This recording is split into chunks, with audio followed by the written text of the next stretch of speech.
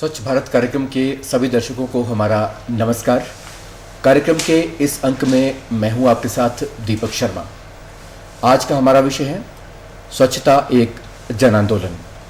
साथियों, किसी भी देश की प्रगति और विकास उसके देश के नागरिकों के स्वास्थ्य पर निर्भर करता है और नागरिकों का स्वास्थ्य इस बात पर निर्भर करता है कि वो कौन से परिवेश में, कौन सी आबो हवा में सांस ले रहे हैं। भारत सरकार द्वारा समय समय पर अनेक योजनाएं, जन जागरूकता के कार्यक्रम चलाए जाते हैं और ऐसी ही एक महत्वाकांक्षी योजना है स्वच्छ भारत मिशन। स्वच्छ भारत अभियान की शुरुआत कब हुई, कैसे हुई और इसकी प्रगति किस तरह से हो रही है, इन तमाम जानकारियों को साझा करने के लिए आज हमारे साथ स्टूडियोज में उपस्थित है वर्तमान में पार्षद और पूर्व उप महापौर राकेश कुमार जी।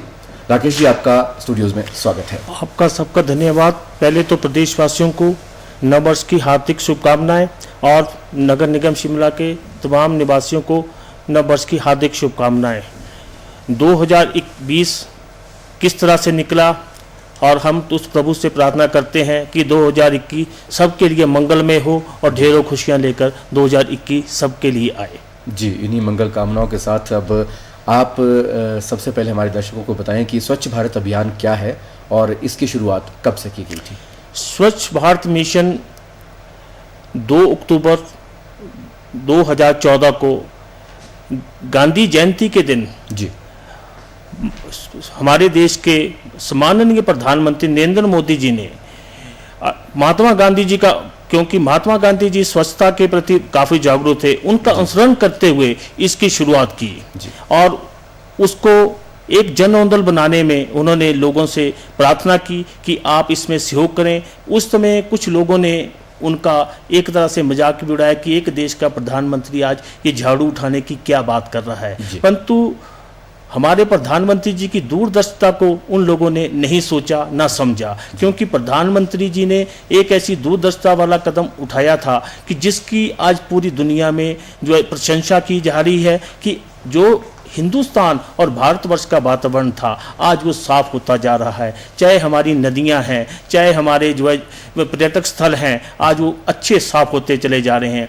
बच्चा बच्चा इस स्वच्छ भारत मिशन के साथ जुड़ता जा रहा है। बच्चा आज अपने घर में माँ बाप को जागरूक करता है कि पापा आप ये जो है पैकेट जो है इस तरह से मत डिस्पोज ऑफ करें, क्योंकि ये हमें ही उठाना पड़ेगा। तो अगर हमारा भविष्य जागरूक है तो हिंदुस्तान और भारत साफ क्यों नहीं होगा, और बिल्कुल साफ होगा।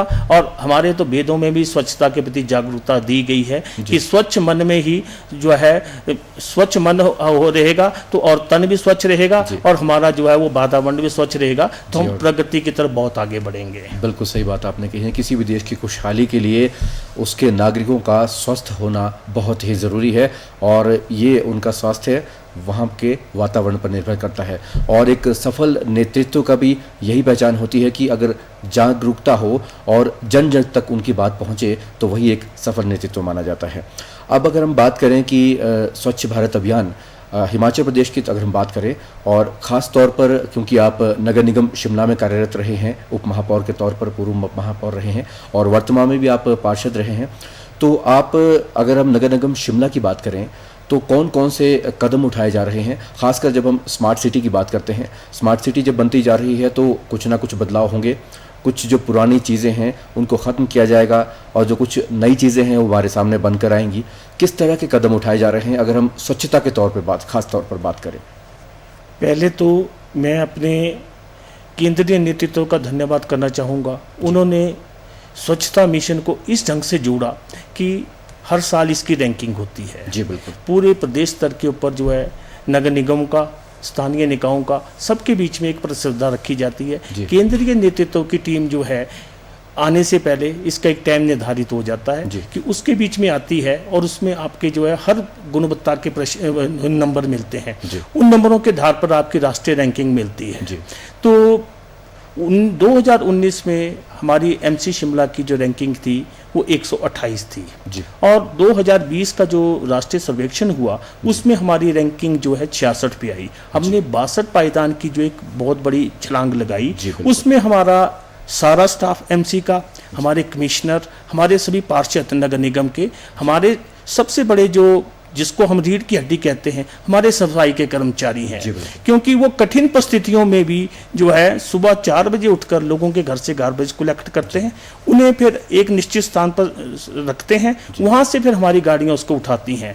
और एक चीज़ की मैं सबसे बड़ी जो है बात कहना चाहूँगा कि शिमला शहर खासकर हिल स्टेशन का जो वातावरण रहता है वो बाकी जगह के मुकाबले में काफ़ी जो है डिफरेंट रहता है, क्योंकि पर्वतीय स्थल है। हाँ, तो बर्फ का समय रहता है, तो ऐसे में और जो है सफाई कर्मचारियों पिछले को साल काम भी करना जो भी बहुत मुश्किल रहता है। वही मैं कहना चाह रहा हूँ कि यहाँ का वातावरण जो है मतलब काफ़ी ठंडा वातावरण होता है, इसमें बीमार होने का भी डर रहता है, मगर हमारे कर्मचारी जो निष्ठा के साथ कार्य करते हैं उनकी जितनी भी तारीफ की जाए उतनी कम है। क्योंकि अगर हमने रैंकिंग को पाया है तो हमने अपने सफाई कर्मचारी जितने भी हैं उनके सहयोग के साथ इस रैंकिंग को पाया है। और हमारा प्रयास आगे आने वाले समय में है कि हम इस रैंकिंग में और अच्छा सुधार करें और राष्ट्रीय जो स्तर के पर हम पहले 1, 2, 3 स्थानों के बीच में पहुंचे, उसके लिए हम इस बार तैयार हो चुके हैं। पिछले साल भी जब ये रैंकिंग का जो पीरियड निर्धारित हुआ था वो जनवरी महीने में हुआ था, और जनवरी महीने में मैं आपको याद दिलाना चाहूँगा कि पिछले साल कितनी बर्फ पड़ी थी, परंतु हमने फिर भी राष्ट्रीय स्तर पे अच्छा परफॉर्मेंस दिया, और उस परफॉर्मेंस के आधार पर हमने जो 62 जो पॉइंट की जो रैंक है वो अपना और सुधारा है। और हम अपने इन कर्मचारियों के ऊपर फख्र करते हैं कि इन कर्मचारियों के बल के ऊपर हम आने वाले समय में भी इस साल रैंकिंग में बहुत अच्छा सुधार करेंगे, और राष्ट्रीय स्तर के ऊपर हम जो है हिमाचल का जो वैभव है उसको पुनः स्थापित करेंगे। जी बिल्कुल, निश्चित तौर पर जो ये सफाई कर्मचारी की हमारी ब्रिगेड है, और जो आपने कहा कि एक रीढ़ है जिनके बलबूते जो शिमला एक तरह से नगर निगम और शिमला शहर की बात करें तो अच्छी रैंकिंग पे आ पाया है, उनके लिए भी कुछ इंसेंटिव की योजना आपकी तरफ से चलाई जाती है, उनके लिए कुछ प्रोत्साहन दिया जाता है, कुछ इस तरह उनके लिए जो है समय समय के ऊपर उत्साहन चलते हैं। जैसे दिवाली के ऊपर उनके लिए बोनस का प्रावधान रहता है, वो समय समय के ऊपर सारे चलते हैं। और बीच में अच्छा कार्य करने वालों को एमसी अपने स्तर के पर पदोन्नति भी करती है, और उनके प्रशंसा पत्र भी उनको दिए जाते हैं। वो हमने एक इनिशिएटिव पिछले 2-3-4 साल से शुरू किया है कि जो कर्मचारी अपने घर में अपने एरिया से अच्छा काम करेगा उसको उसके आधार पर जो है सम्मानित किया जाएगा, और उसके भी अच्छे परिणाम निकले हैं। क्योंकि उसमें वार्ड में काम करने वाले लोगों के बीच में जितने सफाई कर्मचारी हैं उनमें प्रतिस्पर्धा बढ़ी है कि अगर मेरे पड़ोस का जो है वार्ड के पार जो है लोग हैं इनको सम्मान मिल रहा है तो मुझे क्यों नहीं मिले। उससे उनमें एक तो अपने काम के प्रति जो है ईमानदारी बढ़ी है कि भी मैं भी ईमानदारी के साथ काम करूँगा, और मैं भी अगली दफा जो है अपने को उस डाइस पे खड़ा करूंगा जिसके ऊपर मेरे पड़ोसी वार्ड का जो है कर्मचारी खड़ा है। जी, तो एक प्रतिस्पर्धा का भी आप माहौल बना रहे हैं ताकि वो एक तरह से विकास में सहायक हो।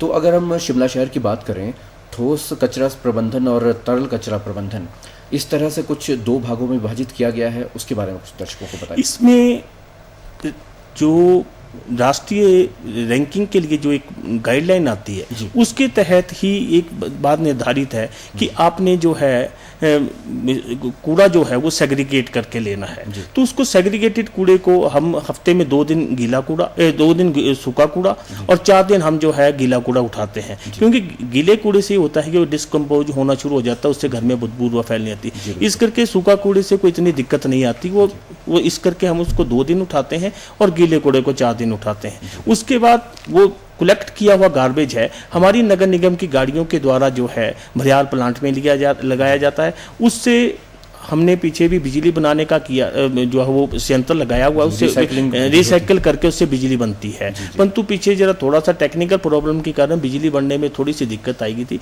उसमें थोड़ा नाइट्रोजन वगैरह गैस बनने से उसमें ब्लास्ट होने का डर हो गया था। परंतु जो सेग्रीगेटेड कूड़ा है उससे जो है हमारे पास एक कंपाउंड निकल रहा है जिसको हम आगे जो है सीमेंट फैक्ट्री को दे रहे हैं ताकि उसको फ्यूल के तौर पे यूज कर सकें। तो वो मतलब वो एक तरह से आय का साधन नहीं, आय का नहीं। अभी तक नगर निगम शिमला उन्हें सिर्फ जो है वैसे ही दे रहा है, परंतु बाकी कई जगह नगर निगम में उस जो है उसे बेचा जाता है। वहाँ पे समय में हो सकता है कि उसमें बिल्कुल आपके पास आय के रूप में भी बिल्कुल हो जाए, परंतु अभी तक थोड़ा सा उसमें समय लगेगा। क्योंकि जब तक हमारा प्लांट जो है भरियाल का बिजली उत्पादन शुरू नहीं कर देता है तब तक हमें थोड़ी सी उसमें दिक्कत आ रही है। जिस दिन उससे बिजली भी शुरू हो जाएगी तो प्लांट से हमें एक तरह से इनकम भी शुरू हो जाएगी। जी बिल्कुल।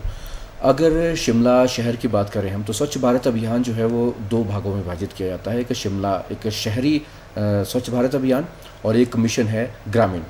तो शिमला अगर हम सिटी की बात करें, उसके साथ बहुत सारे ऐसे इलाके हैं जो कि पंचायत से या ग्रामीण इलाके लगते हैं। वहाँ पे उन दोनों इलाकों को एक तरह से बैलेंस बनाने के लिए क्या कुछ कदम उठाए जाते हैं? क्योंकि कुछ ऐसे इलाके होंगे जहाँ पर जो एमसी का जो एरिया है, नगर निगम का जो बाउंड्री है, वो सीमा खत्म हो जाती है और वहाँ पर पंचायत की सीमा शुरू हो जाती है। तो वहाँ पर किस तरह से बैलेंस बनाया जाता है ताकि ये हमारा मिशन भी पूरा हो जाए? एक तो मैं आपको एक चीज़ के ऊपर ध्यान दिलाना चाहूँगा कि नगर निगम शिमला लगभग पहले 20 स्क्वायर किलोमीटर का एरिया था। जी।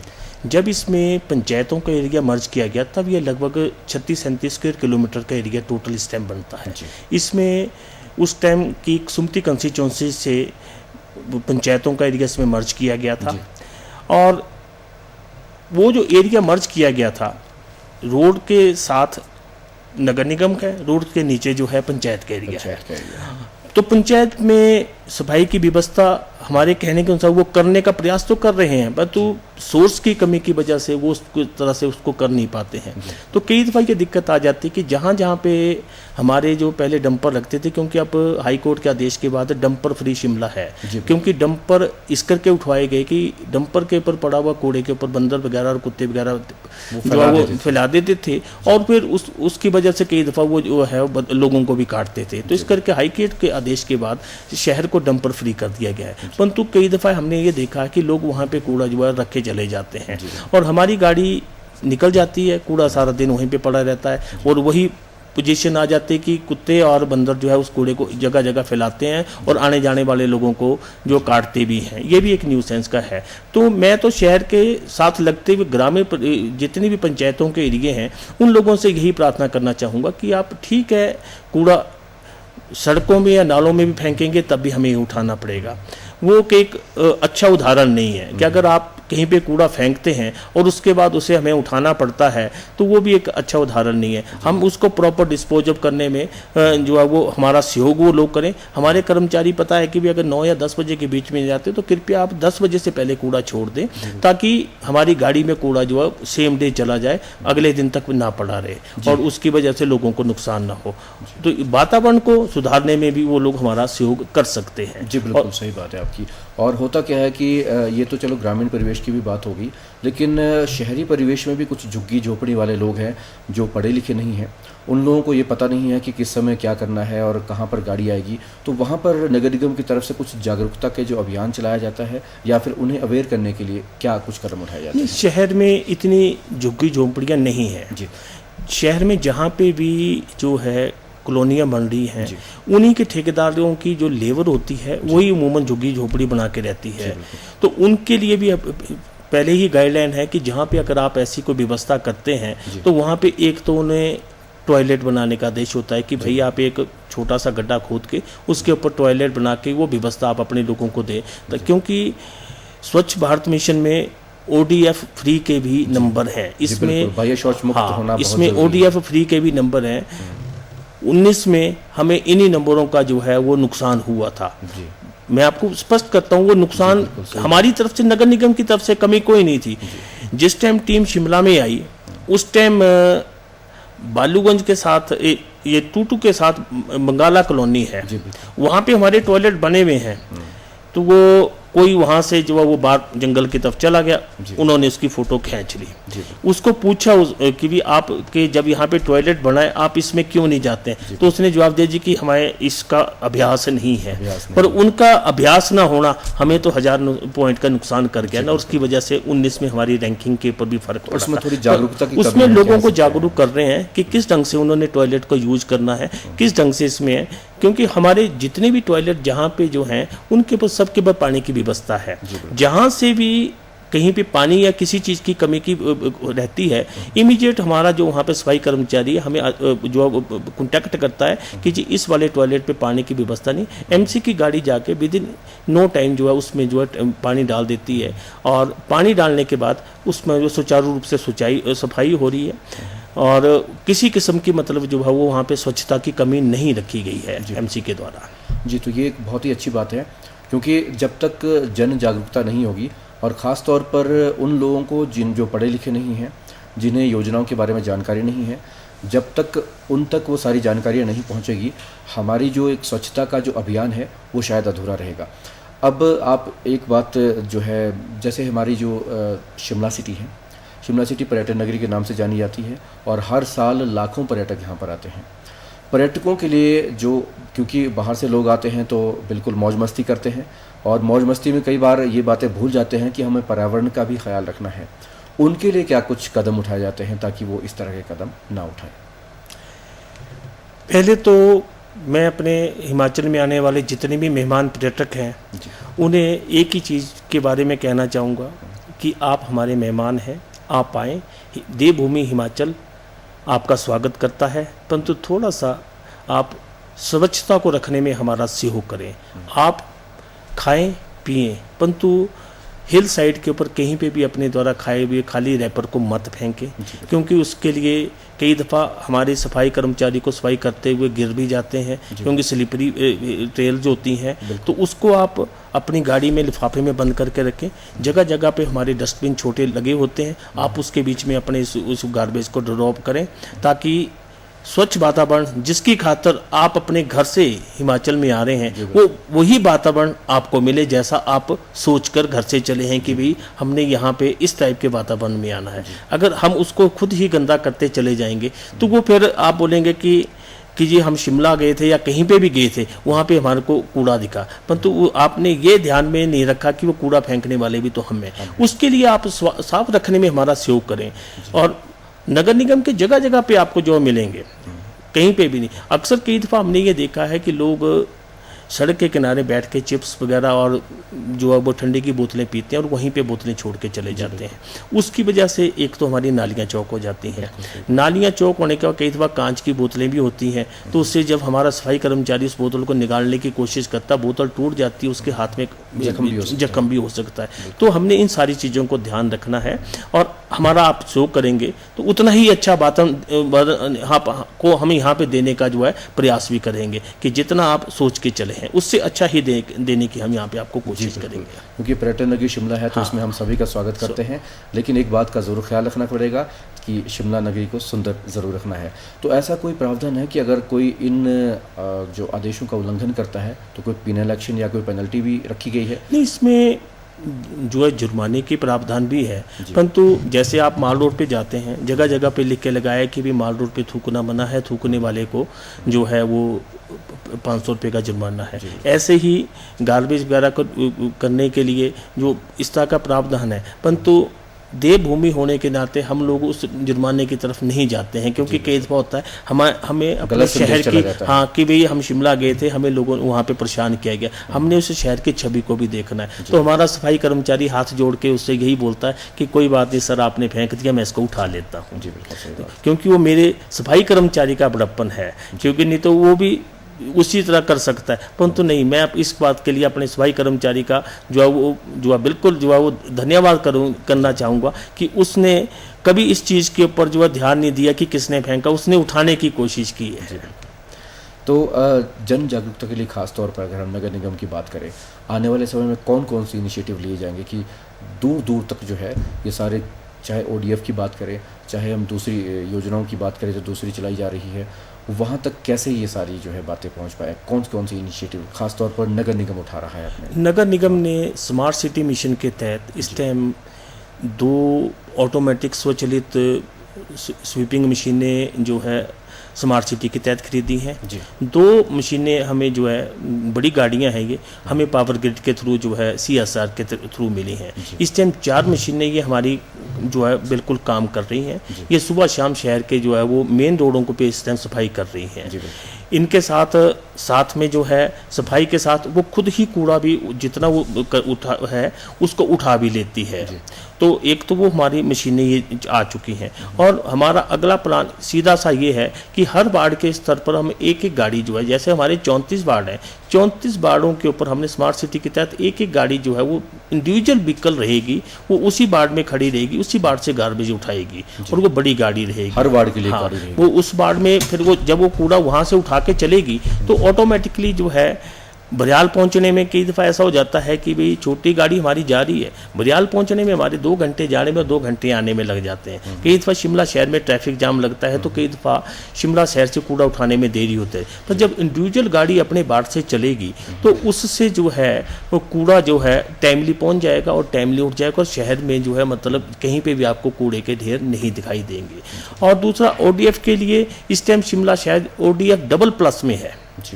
मतलब जो इस बार जो है कि इस टाइम आपको शहर में बाहर जाने वाला कोई नहीं मिलेगा, क्योंकि जहाँ पे अगर कहीं पे उस टाइप की कॉलोनीज भी हैं तो वहाँ पे हमारे पब्लिक टॉयलेट बने हुए हैं और उसके बीच में हमारा स्टाफ रहता है, और वो जगह जगह मतलब जो है इस टाइम हमारे शहर में लगभग 120 के लगभग टॉयलेट काम कर रहे हैं। उसके अलावा 11-12 टॉयलेट जो हमारे जो है इस टाइम ई टॉयलेट भी इंस्टॉल हो चुके हैं, जिनका भी लोग जो है उपयोग कर रहे हैं। ई टॉयलेट बहुत अच्छी बात है। और यू टॉयलेट में कई दफ़ा लोगों को दिक्कत आ जाती है, तो उसके बारे में हम लोगों को जागरूक कर रहे हैं। कई दफ़ा होता है कि आप सिक्का डाल रहे हैं, सिक्का डाल के उसका लॉक नहीं खुलता, तो लोगों को परेशानी हो जाती है। तो उसके बारे में हमने जो है वो एक इंडिविजुअल स्टाफ को वहाँ पे रखने का प्रयास करेंगे और कर रहे हैं कि भाई वो लोगों को जागरूक करें कि आपने यू टॉयलेट को जो किस ढंग से यूज़ करें, क्योंकि यू टॉयलेट का बड़ा सीधा सा सिस्टम है कि जैसे आपने ताला उसमें लॉक 1 रुपया या सिक्का डाला, सिक्के के बाद ऑटोमेटिकली उसमें फ्लश होगा, और जब आप उससे बाहर निकले हैं आपके निकलने के बाद द्वारा वो खुद ऑटोमेटिकली फ्लश होगा। मतलब एक तरह से उसका जो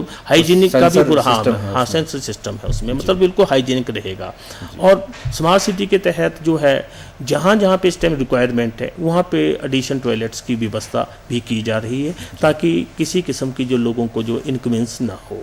जी बिल्कुल। ख़ास तौर पर अगर हम शिमला की बात करें, 2 ऐसे मौसम रहते हैं, सर्दी का और बरसात का। आगे जो दूसरे मौसम है उस समय तो फिर बड़े आसानी से ये सारे काम किए जा सकते हैं, लेकिन ख़ास तौर पर जब बर्फ़ गिरती है और बरसात का मौसम रहता है, इन 2 मौसम में कूड़े की जो व्यवस्था रहती है, ख़ास तौर पर चाहे वो ठोस कचरा हो चाहे वो तरल कचरे की अगर हम बात करें, उसके प्रबंधन में कुछ मुश्किलें रहती है। आप कौन कौन सी मुश्किलें देखते हैं जिनके ऊपर नगर निगम पार पाना चाहेगा?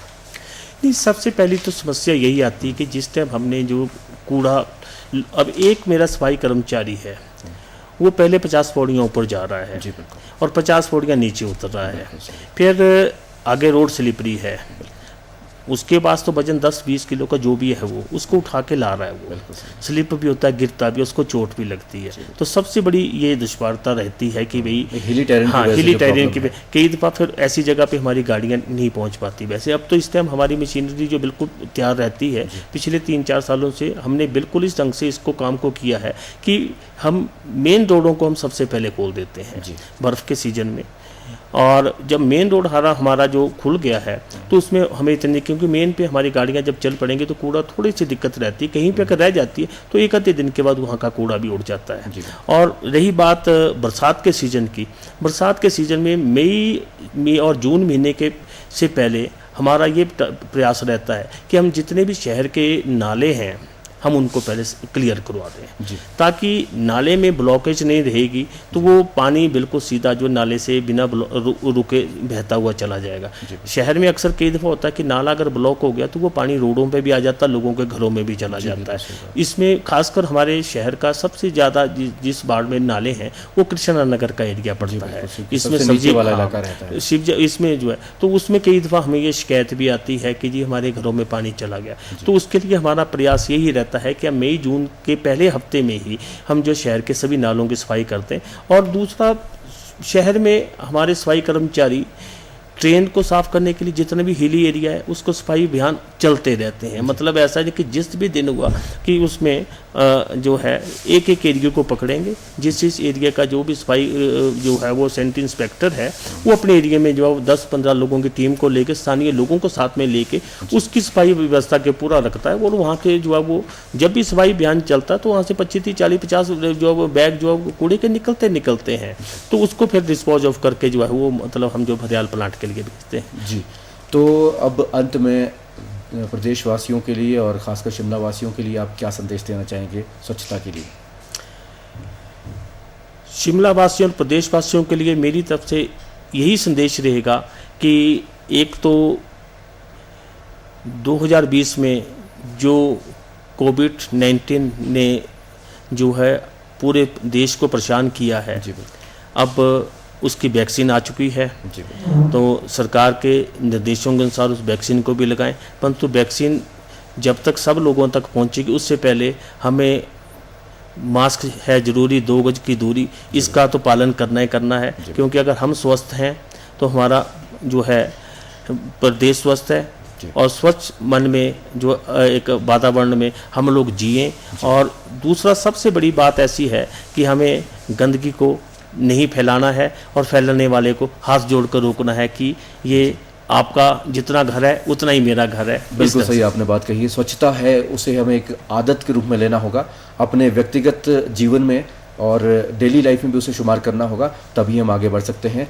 आज आपने स्वच्छता एक जन आंदोलन के बारे में हमारे दर्शकों को जानकारी दी। कार्यक्रम में आपका पधारने के लिए बहुत बहुत धन्यवाद। तो दर्शकों, हम उम्मीद करते हैं कि आज की इस जानकारी से आप ज़रूर लाभान्वित हुए होंगे। सरकारी दिशा निर्देशों का आप पालन करते रहें, स्वच्छ रहें, स्वच्छ अपने आसपास को भी स्वच्छ रखें और स्वस्थ रहें, अपना भी ख्याल रखें। कार्यक्रम के इस अंक में आज बस इतना ही। नमस्कार। नमस्कार।